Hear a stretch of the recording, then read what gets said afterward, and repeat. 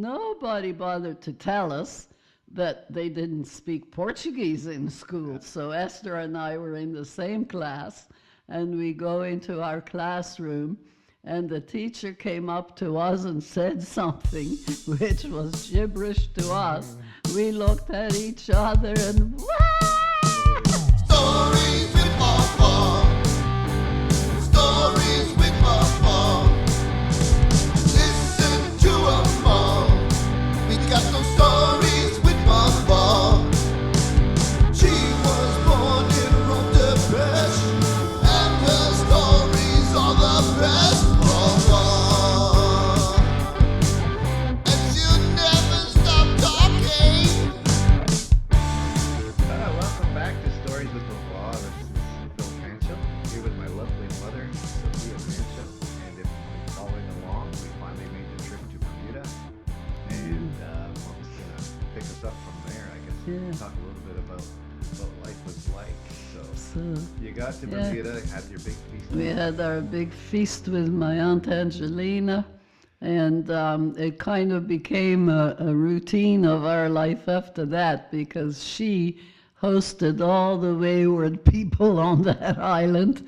Well, the people that she knew that also came from our town, and others got acquainted.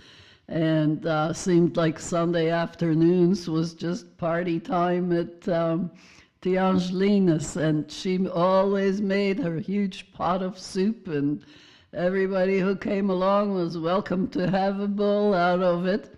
No problem with dishes there. But our daily routine, when, of course, we arrived there in July. School didn't start till September, and we kind of amused ourselves because we were in the middle, living in a park in the middle of the city. I think I mentioned that before. And the park was named Parleville. Everybody said Parleville. The French name was Par la Ville, which is through the town, and this beautiful park in the middle there. And people would come all day long and sit on the benches. Quite a few came at lunchtime and took their lunch and sat on the benches to eat. And one of the first friends we met there was a little vagrant man. He was a tiny little person, and he had obviously no one, because he would come first thing in the morning and sit on the bench and watch. And we just walked by him. We didn't know how to speak his language, and he didn't know how to speak ours, but we always were happy to meet somebody and just go smile at him. We didn't know how to talk to him, but we knew how to say hello. That H sound was hard to learn. Oh, really? Oh, yeah. That doesn't exist in Portuguese. So anyway, this was one of the things one of my relatives, either my aunt or her husband, said, when you say hello, that's not right. You had to say, hello. My pop never got that. But anyway, one day we'd go, he'd sit there and read a newspaper, which he got out of the garbage. Yeah. And we walked up by him, and he'd show us pictures in the paper. And he pointed one time to this dog, a picture of a dog, and he said, dog, dog. So I said to Esther in Portuguese, that's the word for cão in English. So we all went so excited back home, and we told our mother what was the word for dog, Yeah. So anyway, we ended up nicknaming the poor guy Old Man Dog. But in Portuguese, it's velho. It's the old man. And velho dog, he was sitting out on the bench today, Mama. He didn't have anything to eat. And one day she caught him. We had a big, like a garbage can beyond our entry to our house. And it was for the people in the park to throw in their garbage. And she caught him there fishing through the garbage for something to eat. Yeah. Well, she was so mad, she walked out there and gripped him by the collar of his coat and took him to her kitchen and fed him. And she says, no, no, no, no, no, for him not to be, shaking her finger at him. Do not go in looking in that garbage. And he was just all smiles. So in future, he would just walk by, have a little glimpse inside. And she always had something ready for him. Piece of meat or whatever in bread, and run out and give it to him, so that was my mother. And we had a friend, we had a friend in Veldog, and we would sit, Esther and I would sit, and we'd say, well, let's talk English to each other. And we just went, dog, and and she would answer me in the same gibberish, and we would laugh. And then sometimes I'd say, do you want to talk English? She'd say, no. So needless to say, we went through July and August and into September, excited to go to school and have some friends. We were there on our own in Parleville. But before I get on to that, I have to say the first days in Parleville, I've heard these whistles. It was like birds or something, whistle, whistle. And I said to Papa, what is that? Why are so many birds singing this hour of the night? And he laughed. He said, they're not birds at all. They were the little whistling frogs. Yeah. And of course, they were all over the tree trunks and everything around the house. So we learned about the little, and we went out and put them in our hand, the little tiny, they're weeny little things. Yeah. And but all night you'd hear. That. I mean, it's such a distinctive sound. Like when you go back, it's right. Like, you forgot all about it. Yeah. So anyway, the other thing I said was 2, 3 nights and 4 nights went by. Papa, when do the beggar children come to the door? Because nobody came. And then he explained that people didn't go begging at the door for food. And I said, oh, what a blessed country this is, Yeah. So we missed it because that was part of our routine at home. After eating, we waited for the children to come. Yeah, so I mean, just explain like Parleville. So like, were there like just apartments in the park, and that's where you guys there was like a boarding house? No, there were no apartments. There was one big building. The Bermuda Library building was right at the entrance to the park, big building. Then behind that, the city of Hamilton owned this one big building, which had 3 divisions in it. One the gardener lived in, the middle one was storage for the Bermuda Library, and the end one was like a 2-story apartment that they rented to my father. There was one other separate little cottage where another Portuguese couple lived. He also worked for the city. And so they were like just rented to city workers by the city. That's the only buildings that were in the park behind the Bermuda Library. Okay, so that's just where he got his apartment. Yeah, that's where the corporation leased or rented him this. And he rented that place for £3 a month. Now, £3 is like, give or take $10. $10 was what he earned every week. So that was supposed to be a good financial plan, that you spent 1 week's wages on your rent. Yeah. And so he never intended to buy a house in Bermuda as long as he had cheap rent like that. Yeah. But eventually he did, because the rent went up by 10 shillings. They're not stealing all my money, he said.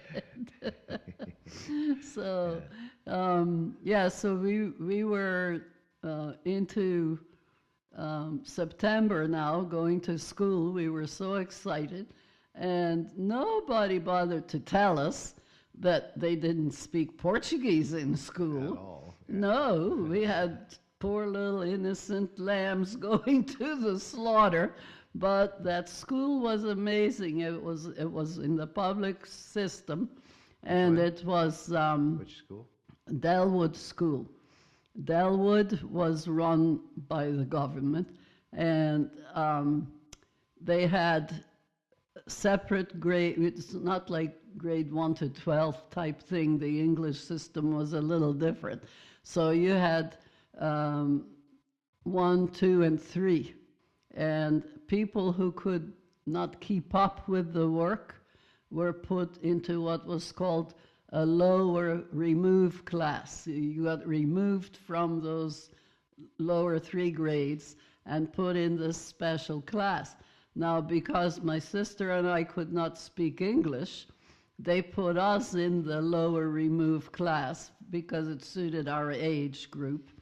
And my brother went into an upper remove class, which was for his age group, until we picked up the language. So we got into and the system in the school was strict, very like a military style lineups to go into class in the morning. First of all, everyone went into the assembly hall, but you lined up in the hallways in order of your classes. So first ones went, little ones went first and so on, but everybody in their own class fill up the benches, and this is important later. And then from there, we had a prayer. We opened up with the Our Father, and then the headmaster would give any kind of pertinent announcements that needed to be heard. We'd sing a hymn, and then we would go class by class to our own classroom. So we went through all the singing and praying and everything, had not a clue what was going on. But so Esther and I were in the same class, and we go into our classroom, and the teacher came up to us and said something which was gibberish to us. We looked at each other and just bawled. We don't know what's going on. 9 and 7, right? Yeah, I was 9 and she was 7. And we had no idea why these people were talking gibberish to us. We don't know their language. So the teacher, poor woman, and she was so good. She actually got hold of another student who knew some Portuguese. She was pretty good, not like totally fluent in it, and neither was I at that age, but they there was a huge Portuguese movement there, was there not? Oh, Like there are a lot of people. Portuguese people in Bermuda, I'd but be surprised if it was hard to find somebody to speak Portuguese. well, in that school at that Yeah. time, there weren't that many either. They have Okay. increased since. You have to remember this is back in 1949. Right. And then the young girl came, and she, Lydia Rodriguez, I'll never forget her name, and she told us that the teacher was just asking us what was our name and where did we come from. She just wanted a little bit of, for us to say something, but we didn't know what to say. Yeah. So then the teacher had a little tiny Portuguese to English dictionary.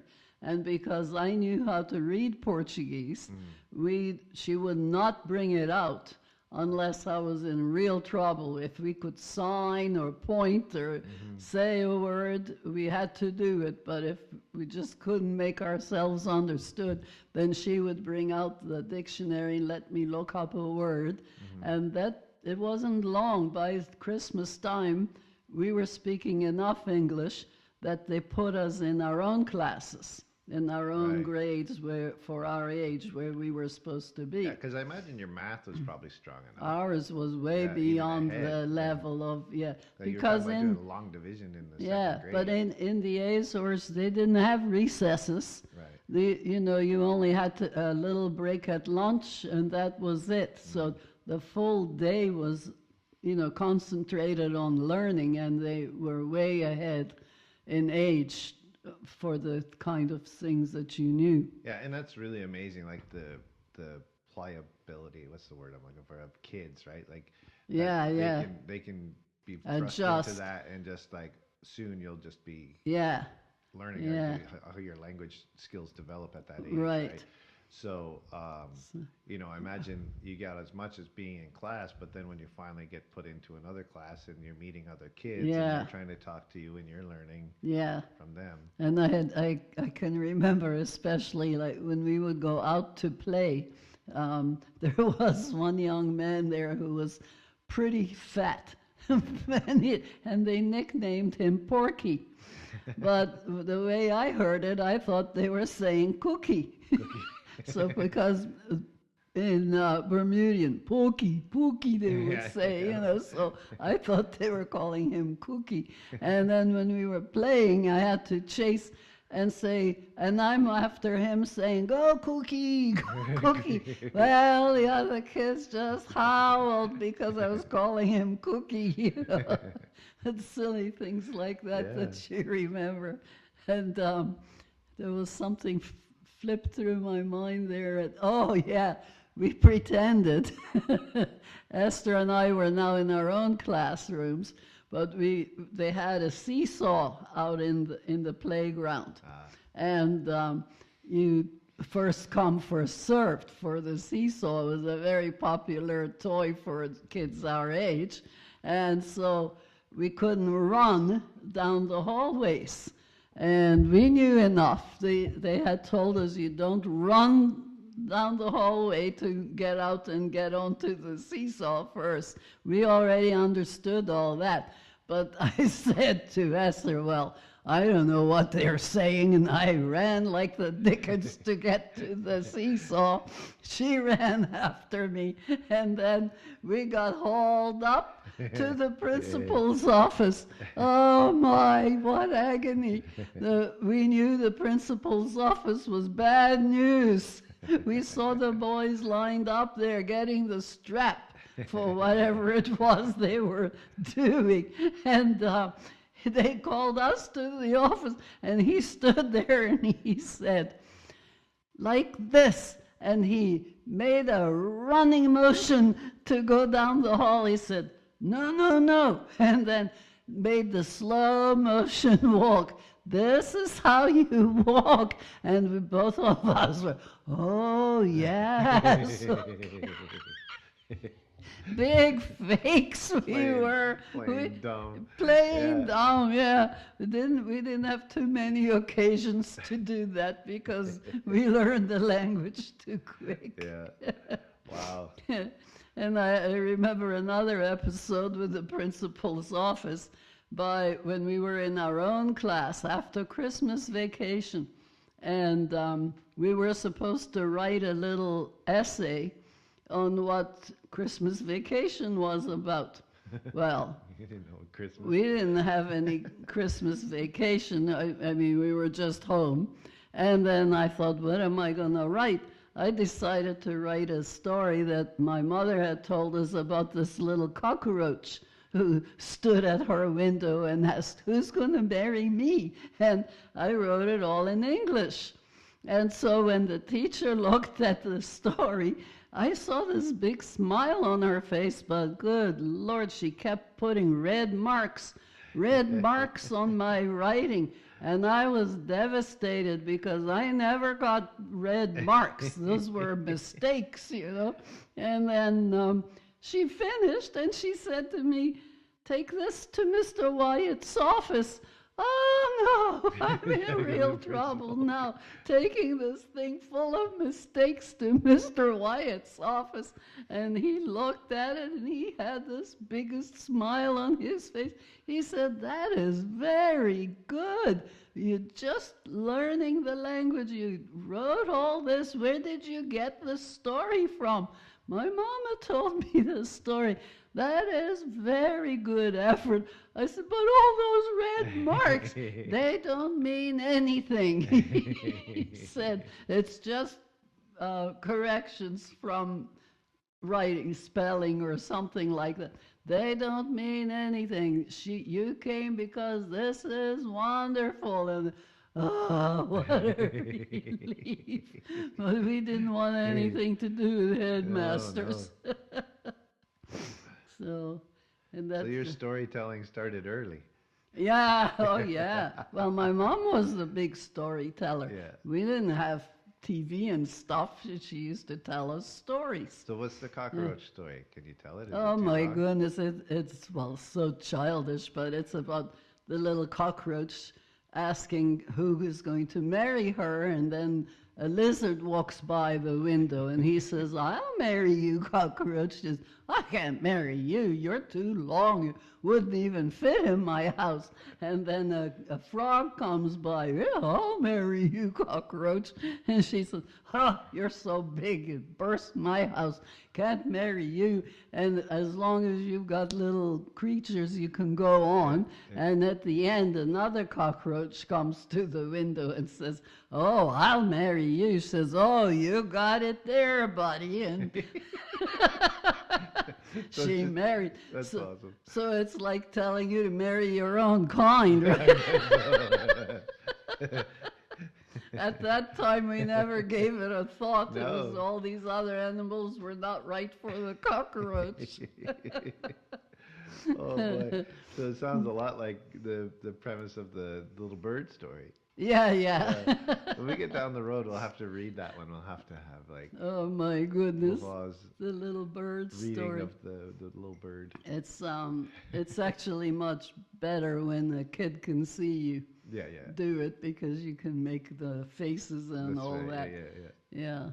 So anyway, we got on in school, and I remember also the first day of school going home, and my father came home from work, and well, it was before he went to work, because he used to go to work at night, but he'd be there through the day. He'd have his sleep, and then he'd be up to go to work at night.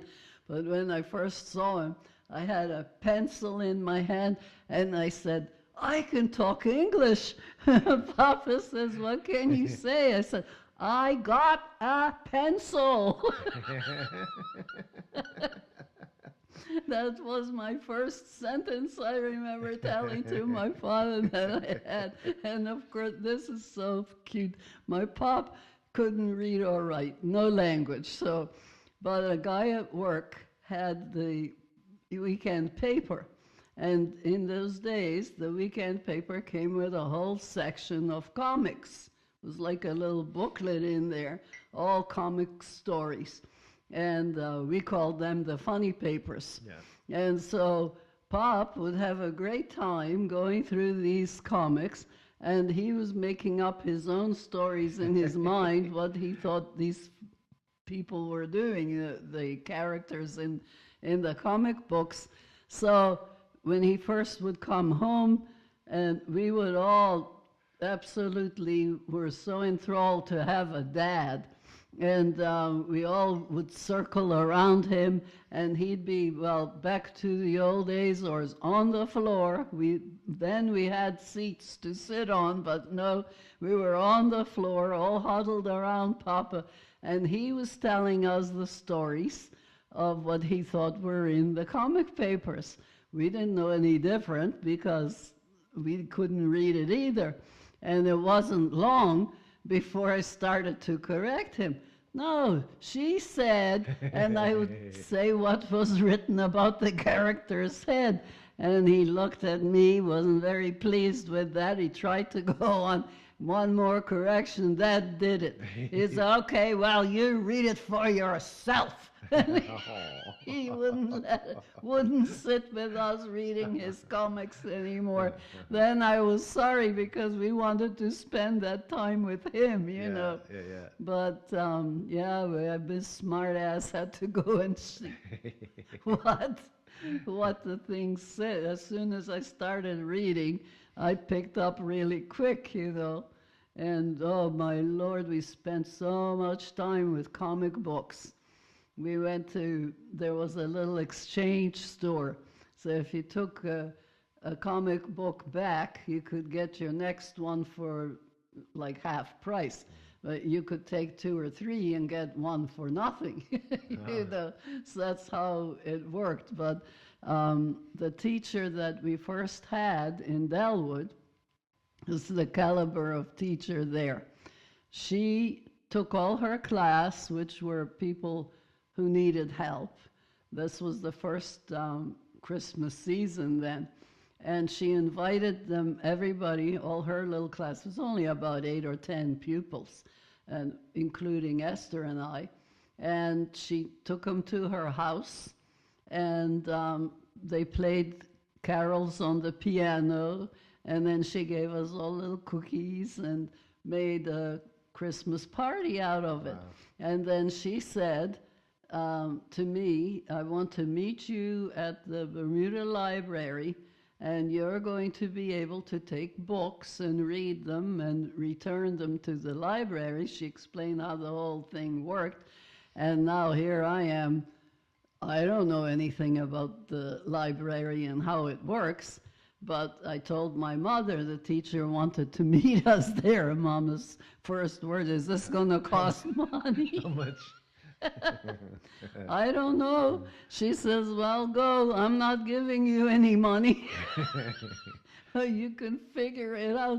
So we did. We went with her. Esther and I both went. And the librarian wrote us a card, a membership card. And then she explained it all to her, I'm sure, in detail, but we didn't know what was going on. And she paid the membership, and I remember that it was 6 pence for the year, 6 pennies. Oh, wow. But she did it. She gave it to the librarian, and then she said to me, next year, when you want to keep coming and doing this, then you have to pay 6 pennies. Oh, okay. And my sister and I were in and out of that library through the day. We'd go read a book, kick it back, but all these beautiful little fold-out books where you could, like, for instance, Cinderella would pop out of the book and all the characters. We had no experience of anything like that.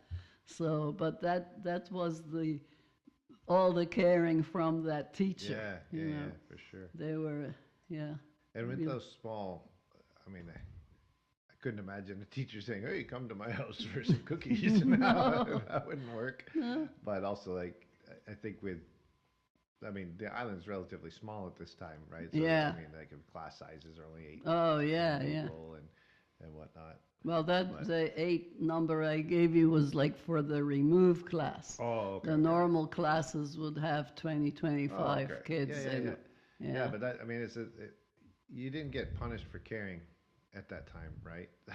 For what? For caring. You didn't get punished for caring. No, caring, that's right. They could care and show tenderness. Do a little extra, and nobody was going to grumble about it. Right. Yeah. Because somebody else got left out or whatever. No. But it's. But I know Esther and I, when we went into her house, little English lady, her husband was the principal, and she was a special, what you'd call today a special ed teacher. Yeah. And they had a modest little home there with a couch and a piano. We thought we were in a palace, for what we were used to. Yeah. So, and speaking of that, our first furnitures were, somebody had an old table which was just really in bad shape. I think it was my Aunt Angelina.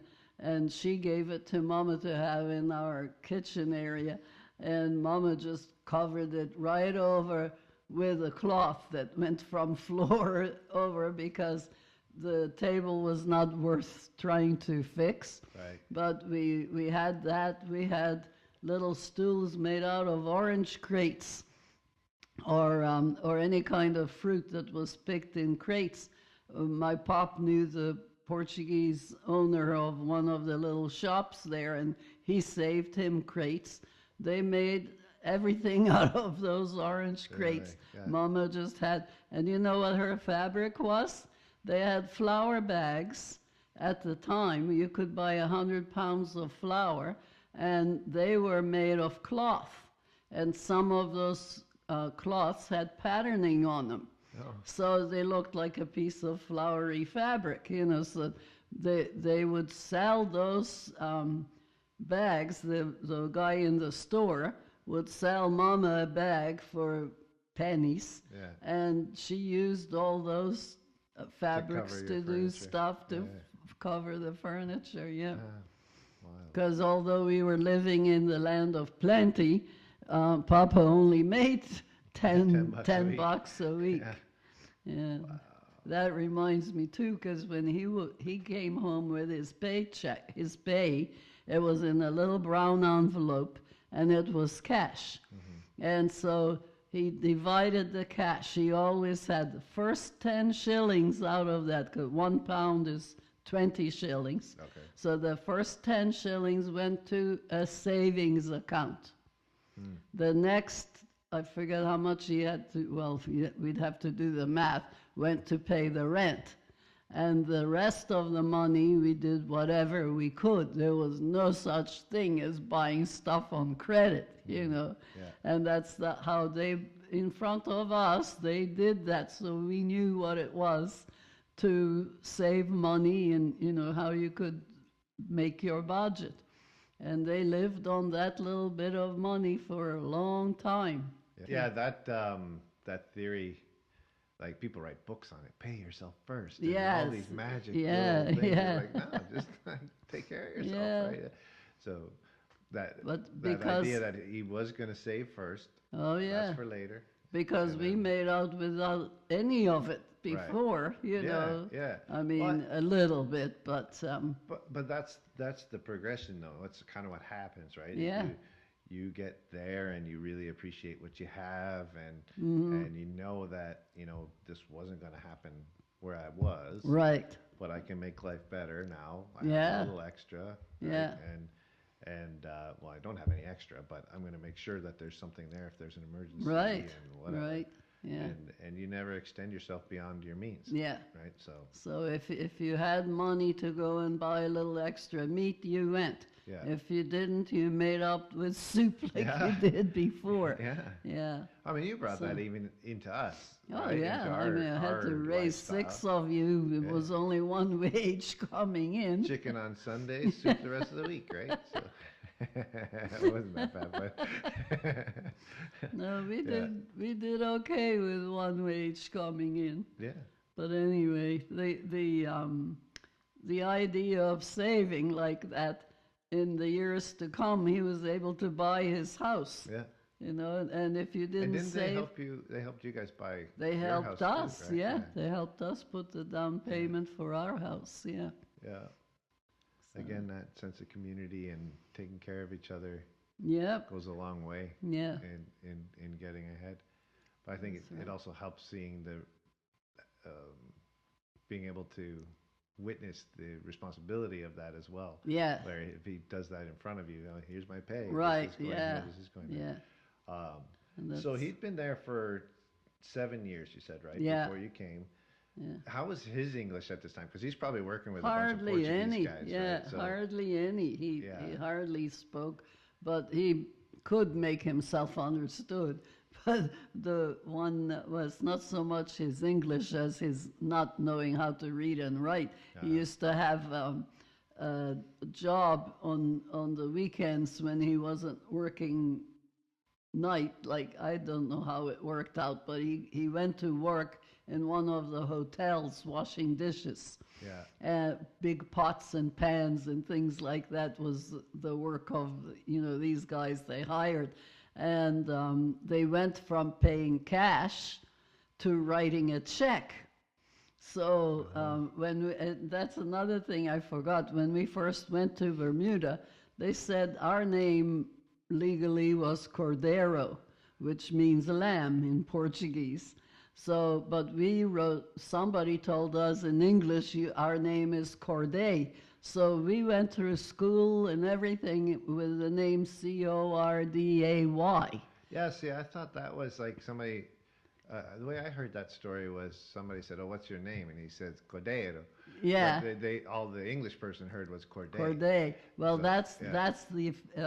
the thing with his paycheck. But they wrote on his paycheck at the hotel.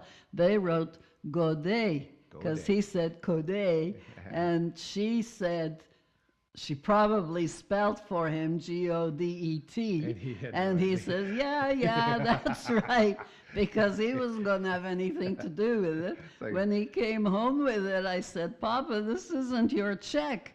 Yes, it is.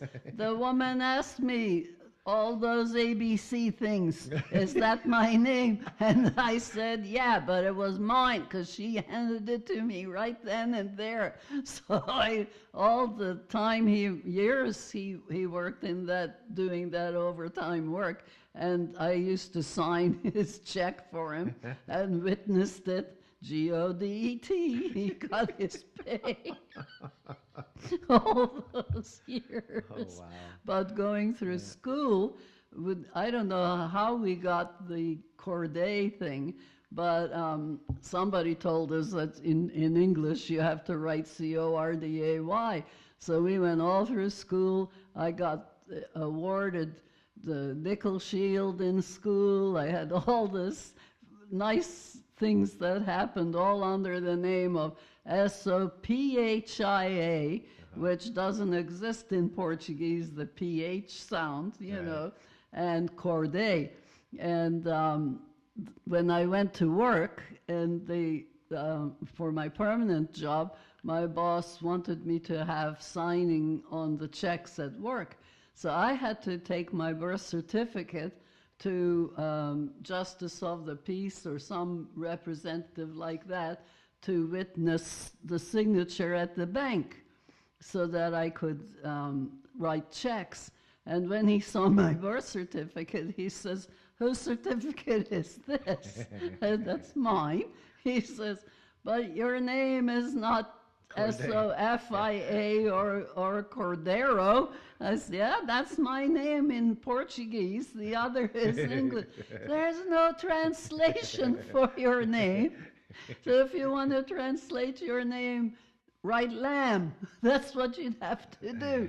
And you have to go through a name change and everything. So, no. So he said, well, from now on, you and your family, make sure everybody uses the correct spelling because there is no translation. Luckily, there was no legal stuff that had to be changed because of that spelling. Because by the time Pop bought his house, we were using the correct spelling. But I know from work, that was it. That's when I had to change it. And we didn't do anything legally to change it, just began writing our correct spelling. And later on in years, I remember one of the sisters in school, I met her in some function or the other, and she says, well, your name is Sophia, you went to Mount St. Agnes? I said, yes. She says, we've been looking for this Sophia Corday that went to Mount St. Agnes, and we lost track of her. I said, you're talking to her.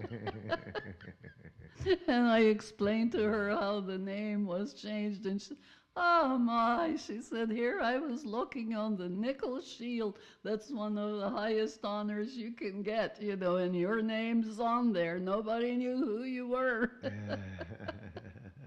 Yeah, there was another man in the park, and he was kind of a nomad, but he knew just an odd character, but funny, and a young man. But he worked all the time with Portuguese people, and he could talk Portuguese as well as we could. And the big thing with him was he would go to the docks and buy fish for Mama, because he could go on those days. You could go to the boats at the dock and buy whatever fish they brought in. And his big treat was either he would find an octopus or he would find a moray eel. And as soon as he found those, he'd run them to Mama because he knew she'd always take them. And he did. I cannot remember his name. It may come to me later, but anyway, it was like he was a friend of the family. Yeah. And he was very insulted when in later years I didn't ask him to my wedding. Oh, wow. And is this like some homeless guy? Yeah, he didn't have any fixed abode, but he did the little bits of work wherever he could and got along, crazy as could be. But yeah, just a young man. Like he wasn't as old as my dad. Yeah. Yeah, and to think of it, my dad in those days was only 30-odd years old, so. And that sense of giving, like your mother grabbing that guy and pulling him in and everything. Oh, she felt so sorry for him because now we had plenty. Why didn't he, Yeah, yeah. How can I sit in here and eat all my food while he's picking through the garbage? Yeah. And I don't know, maybe, even is that, we were talking about the prayer, Jesus aimé, that was her favorite prayer. And that's kind of that spirit, right? Yeah. Because what's that translate to? It says, Jesus aimé means Jesus is mine. Eu sou Jesus means I belong to Jesus. And Jesus is always with me. Oh, Jesus está comigo. Jesus is with me. And I am with Jesus. And I am... Estou com Jesus. Jesus é meu, eu sou de Jesus. Jesus está comigo, estou com Jesus. And that was her favorite little prayer. That's the first prayer she ever taught us. And I put it on her funeral card when she passed, because it had to be there. It was her prayer. But lots of Portuguese people know that prayer. Yeah, and I'm sure it's not the right words, but in my mind I always heard Jesus aimé. And I thought it just meant like Jesus loved me, Jesus loves me or something. Same idea. And I'm like switching languages on you and everything here, but yeah, that's how I heard it. And, and I just assumed that that's what it was, and I didn't learn until her funeral that that's what it actually the translation, meant. So, yeah. Very good. Well, I guess Jesus aimé. Jesus aimé. Também Deus quiser. Okay, bye, see ya. Thanks for listening to Stories with Vavo. We are so glad you're along for the ride. We hope you are enjoying it as much as we are enjoying making it. If you want to hear more Stories with Vavo, make sure you click that subscribe button and also turn on those notifications so you know when we release new episodes. The Stories with Vavo theme song was written and recorded by yours truly, Phil Pancho. Thanks again. We'll see you next time.